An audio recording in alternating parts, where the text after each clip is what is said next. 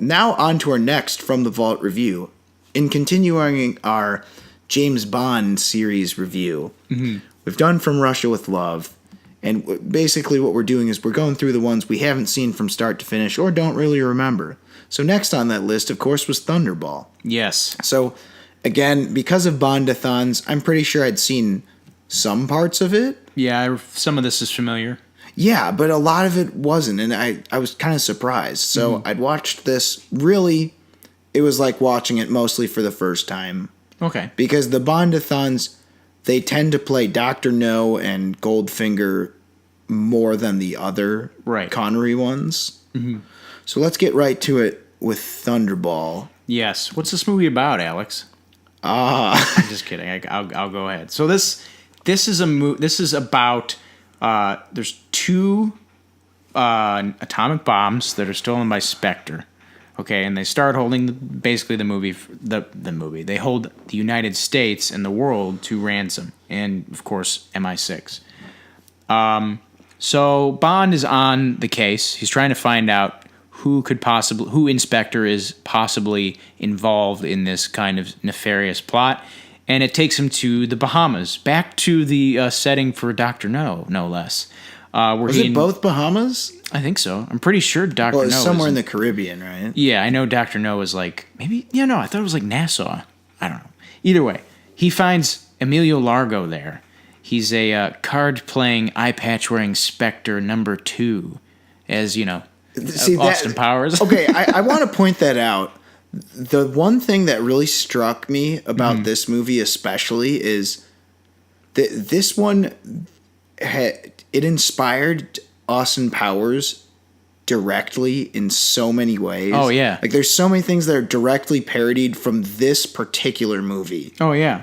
We're going to hold the world ransom for $100 million. Basically that. The chair. The number 2. Number 2. The cat. Yeah. Just Blofeld. I mean, there's so much, especially in Spectre and the way it's portrayed. But, yeah. Well, where do you want to begin? Do you want to talk about the best scene of the movie, man? Oh, man. We're jumping there? Okay. Let's do it. Okay, so if you guys heard our review, From Russia with Love has one of the most ridiculous scenes in all of the Bond movies, and that's, of course, the gypsy campfire fight between the two gypsy women. We thought it was the most ridiculous scene in Bond history. I thought so, but somehow it doesn't even hold a candle to the scene in this movie where Bond starts off, this is after he's killed the dude at the beginning, right? Yeah, he kills a Spectre agent who's incognito. Oh, no, yeah. So then once he's sent to Bahamas, or Nassau, or where the fuck is it? Bahamas. Okay, so once he's sent to the Bahamas, he goes to this health spa at his hotel. Mm-hmm. Now, he gets on this stretching rack. I didn't even know what the fuck this thing was. Like a spinal traction dealio. I'm fairly certain it'd be outdated if you were to use it now. Right. Anyway, so he gets on this machine, and it ties. What are you? You're tied into the. You're tied into the straps, and you're it's basically you can't move your arms or legs, and you can't get loose of them unless someone unties you, I guess. Yeah. So you're basically bound. So, some guy comes in, and this machine, fuck, I don't know. How do you describe this? It's hard to describe without the... Well, first of all, I'm sure this clip is on YouTube. So if you're having trouble visualizing this, you gotta see it for yourself. Just search James Bond Thunderball stretching rack. Yeah, stretching rack scene. And basically what it does is I'd imagine what it's supposed to do is pull you a little bit. Pull and compress you. Yeah. I imagine that. I don't know if it's still kosher anymore. So it makes it makes you It looks like you're being pushed forward. It looks like someone's pushing you on the back, if you're lying down. Yeah. You see, some of you might be ahead of us. You might know where we're going with this. But it looks pretty ridiculous. So one of the spy bad guys comes up and puts it at full speed. And it's again, the music. way too intense for what's going on. Sean Connery's accent drops for one. I don't know why. It just like goes away. He's like, "Hey, what the hell?" He's like actually sounds genuinely concerned. He's like, "No, please, don't do that." Maybe they didn't tell him when they were filming it. Oh fuck! I mean, people do shit like that. Like, have you ever seen The Wall, the Pink Floyd movie? Oh yeah. So you know the part where he freaks out in the hotel and like starts smashing things when the two girls are there with him? Right. They didn't tell the two girls he was going to do that. So like they got kind of a genuine reaction. Oh man, maybe they did. Maybe it was one of those situations, but this is so goofy, and it's like the music is all suspenseful. It's like the music is like, this is serious, and I'm like, and it's in fast motion. The first instance of fast motion we see, or one of them. Yeah, fast motion. Woo, woo, woo, woo. Yeah. Oh my god. It basically looks like if you put Three Stooges music over this, it would make sense. It almost feels weirder with the serious music. Oh man. It's just like, that's your big comeuppance. I know how we'll kill Mr. Bond. We'll make the stretching machine go extra fast. His back will be so stretched, he'll be 2 feet longer. You know what music they should have played instead of the serious music? The bum bum bum bum bum, where it's like bum bum bum bum bum. Oh yeah. Oh, the fucking like he's arrived music. And Bond's killing the bad guys, but with humor. With humor and ease. Yeah, like maybe he's on an elephant, like in Octopussy or whatever. I think my god! I think there's a scene where he's on an elephant in that. I don't know. That was, it was too much. It's worth. Oh man, just look it up. So we probably spent about 7.5 minutes talking about. Okay, let's get to the rest of the movie. So, despite how weird that is, I thought it was so hilarious. Like I can't even dock points because I'm like, I guess you could, kill him doing that. It's just like it is. That would be like most hilarious and horrible way for a character to die in a movie, especially let alone James Bond. Like I feel like that would be in a horror comedy. Like that's how someone would die. Like Final Destination 17. Yeah, or whatever they're on. Yeah. So like when they ran out of ideas. So overall, though, good stuff. I mean, that was a bit weird. It's a pretty good balance of fun and intriguing, I guess. Yes, that's one thing I noticed is like where the previous chapter which was Rush with Love? Was that 2? Rush with Love was 3, I believe. Yeah, I think it goes Dr. No, and then actually no, I think you're right. Wait, you said it was 4 or 2? Okay, it's 2. What is the order? Dr. No, From Russia with Love, Goldfinger, then this. Okay, so where From Russia with Love went wrong to me is it tried too hard to lean on the intrigue, except it almost did away with that too because of the romantic subplot, which really just doesn't work. Oh man, Bond is a sanctioned killer. Like that's not on his like legitimate romantic relationships are not supposed to be on his agenda. Right. And if they are, it's supposed to be in a way where it's like he has to fight the fact that like he's falling in love with this lady or spy and it's like, or whatever. No, damn it, pull yourself together. Right. But in that, it felt more like it was like charade or something. You seriously could have just put fucking Cary Grant in there. There's this fella in the train trying to kill me. It just... So this did a really good job of like being what Bond movies are best at is the intrigue and the spy moments and how that leads up to the action. Yeah, and I would say, speaking of the action... in a different way than Heat. Heat's about detective work. This is about spying and espionage and the art of trading secrets and lying and such. I was a big fan. The work of spies. Right. I was a big fan of the action in this, I'd say. Yeah. Especially, I mean, the final battle is great, but an unsung action scene that I really like is the ones, I don't know if you call it an action scene, but the scene where he... Sharks, where he climbs into Emilio Largo's base and like gets trapped. Like Yeah. he's sneaking through and like trying to be all stealthy, and like he gets trapped under the pool. He's got to Yeah. find a way out. I'm like, this is a good scene because like Right. they never see Bond, but they know it's him. But like they don't know it's him for sure. So like Largo's kind of like, I know it's him, but they never meet face to face. So it's like he still gets away unscathed and without being seen. Yeah. It's just a cool idea for a scene. I don't know. I loved it. I like that. And what was Thunderball? There's all that interplay about like I want to meet you for lunch, right? Yeah. Yeah. See, I liked that, and I thought that the Bond girl character, Oh well, which you mean Domino? the one that was like on his side, but She was dating Largo, but and she didn't realize what a shitbag he was. Yeah. See, she had more to her than the previous. Well, then we're gonna compare from Russia with Love, but she had so much more to her than the woman from Russia with. I don't even remember her name. The woman from Russia with Love, she's horribly underdeveloped.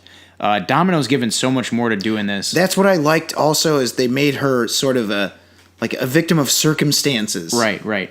Exactly. Victim of circumstances. Right. to borrow a phrase of Curly's. Right. Or a Mr. Jerome. Jerome Howard. Jerome Horwitz. Yeah. If we want to get really technical, Jerome Gorvitz. Yeah. If we want to get real technical. Anyway, that's a Stooges lesson for you. But anywho. Even the other quote-unquote Bond girl who is Fiona Volpe? Yeah. Her Emilio Largo's assassin. The one who looks way too much like Domino. Yeah. Okay, yeah, but I again, I did like the interplay. She's like, shit, I feel like I gotta help this Bond guy now. It felt dynamic and natural. Right. But what were you gonna say about Miss Volpe? Well, she was another a femme fatale, if you will, but still, she had a lot more going for her as well. I also like the way in which she finally gets it. Oh yeah, at the dance floor. Yeah, at the club or whatever. Because she's trying to fucking do something to him, like poison him or something, right? Something like that, yeah. And I thought it was really interesting the way that they just like they were playing the music and like they had the music going it was like Shawshank, like they had the music going the same time in the the like gunshot. Boom. Yeah, playing the bongos or whatever. Right. That's good shit, man. There's really a lot of stuff. There's sharks, okay? There were sharks. I love it. I mean, you know me, I'm a sucker for sharks. Right. And then, of course, we have the underwater scene. Oh, man. The whole final act. The whole final act is incredible. And, again, that's how you make a great final scene. How the hell many people, especially at that time, I thought, what a pain in the ass that must have been to film. Right. Like, there's no way they were on location for that scene. That had to be in tanks. In a tank? Yeah. Well, to describe it, it is literally an underwater battle. Like a harpoon gun fight. Like a harpoon gun fight between Spectre agents and, like, the Coast Guard, right? Yeah, and some knife / underwater fisticuffs. Yeah, and it's like, it's literally what you expect. Like, they like show up in ranks and they like charge each other and start shooting each other and just chaos ensues. I loved every second of that. And I couldn't help but think, perhaps this is a preview of what's to come in Aquaman. Did that thought not kind of cross your mind? It's like, so you can do a whole scene underwater. Right. And not, it's like, oh man, this was before we even had the technology to make shit look like it was underwater. CGI, before right. we could make things look like they're underwater, and like before, like you had superhero fantasy shit. Could you imagine trying to like look at this scene as a producer and just be like, fuck, this whole scene's underwater. It's like, you sure we can't just write this out, make it on a beach? You know, make it in midair. Well, you can do midair. It's like, well, okay, I've got an idea. What if we had the shootout scene on Emilio Largo's like tennis court or something? What if it was like in a pool? What if it was half underwater? What if it was like a creative Marco Polo match? What if it was in the shallow end of the pool? Right. Like, no. It's going to be on a reef. Yeah. There's going to be sharks. It's going to be underwater. What the hell are those things called? The jet little things. Little gliders? Yeah. The pull you through the water. Jet engine dealios. I loved every second of that. Oh, man. It's funny. In a good way. Again, funny, but also well, good it's action. funny just because it's like so novel. It doesn't seem like it could really practically work. Yeah, you're like, I don't think I've ever seen this before. You're like, I mean, how the hell else are they going to fight? Right. And I kind of like how it's like they really have nowhere to go but forward because of like with swimming, you're taking out like agility and like ducking for cover. It's just like you just have to charge at each other and attack. Right, exactly. Like the way you're going to defend yourself underwater is just it's going to be different. Yeah, man. But anyway. So it was a much improved release over the last Bond we saw. Yeah, no, I thought this one had more going for it. There was more at stake, and more importantly, it was just paced better. You know, there's an entire second act in From Russia with Love where I'm like, come on, guys. Yeah, it's just like, move this along, please. And for me, while the first act was a little slow, it picked up really by the stretching rack scene, really. Yeah, honestly, but it's like, you know what? That got my attention. And from there, you got Domino, Volpe, Emilio Largo. You've got all the... Sharks. Yeah, sharks. You've got, like... We can actually remember the characters, which is far more than I can say for the sake of From Russia with Love. All I remember is the blonde assassin guy in the fight. And it's like, even in Dr. No, it's like, I remember him, Ursula Andress, and Dr. No. And Dr. No, that's pretty much it. Yeah. But this had so many major players. And I really like that in spy movies when it's like, now remember, you have to get, like, it's like, I like the idea of, like, you have to go through the gauntlet. Yeah. So it's like, remember, there's this guy, and then there's, like, the explosives expert, and that's so-and-so, his top bodyguard. Right. You know? I like it when you kind of go down the line of the usual suspects that he's going to have to be involved with. We also get some Felix Leiter in this one. Yeah, get some Felix. Yeah, I mean, the plucky American fucking, what's his name? CIA agent, right? Yeah. But yeah, good stuff. Good stuff. So what would you score this? I know it sounds like I was going to give it a lot higher than I was going to give it, but it's a really, really solid time. But I still give movies like Goldfinger and Dr. No a bit more of an edge. I'd probably give it like a 7.5. How dare you? I know, but that's loads better than From Russia with Love. I think I gave that a 5 out of 10. Yeah, I gave From Russia with Love I don't know. I think I gave it either a 5 or on my scale, either a 2 or 2.5. Mm-hmm. Not great. I would, you know what? I don't give a shit if I've been given too many perfect scores out. I fucking love Thunderball. Someone's generous. I hardly think so. It's a 5 out of 5. Nah. I like the way all the characters play I feel you. within the world. The action was good. The climax was like, what more could you have asked for? Right. You got the specters, like all that cool shit. I don't understand how this isn't a perfect Bond film. I can get behind you there. I mean, it's definitely amongst the better ones I have seen in terms of in terms of Sean Connery. It's better than From Russia with Love. It's better than Russia. Diamonds Are Forever. Yeah, well, I don't really count that one. Because wasn't that one he came back for later? Yes. Yeah, I think so, yeah. Okay, so out of the 4 that I've seen so far, Goldfinger's obviously the best. Yeah. I'd say Goldfinger, Thunderball, Dr. No. Whoa, in order? You'd like Dr. No less than Thunderball? Actually, I'd have to watch Dr. No again. I was a big Dr. No fan. You know what? I'll say I'm tied with Dr. No and Thunderball. Mm-hmm. I think they're about as good as each other in hindsight. You know what you should see? I would say, obviously, Rush with Love's the weakest so far. far. You gotta see Never Say Never Again. Which the hell one is that? That's the one where where Connery came back to play Bond. Oh, it's from 83, right? 83. Yeah. It's directed by Irving Kershner, who directed Empire Strikes Back, and it's based on the same novel it's based on Thunderball. So it's essentially a remake of Thunderball. That's weird. I know. So fucking weird. There you have it, ladies and gentlemen. It's a 5 plus 7.5. That's a 12.5 out of 15. 12.5 out of 15. That's good. Yeah, so there you go.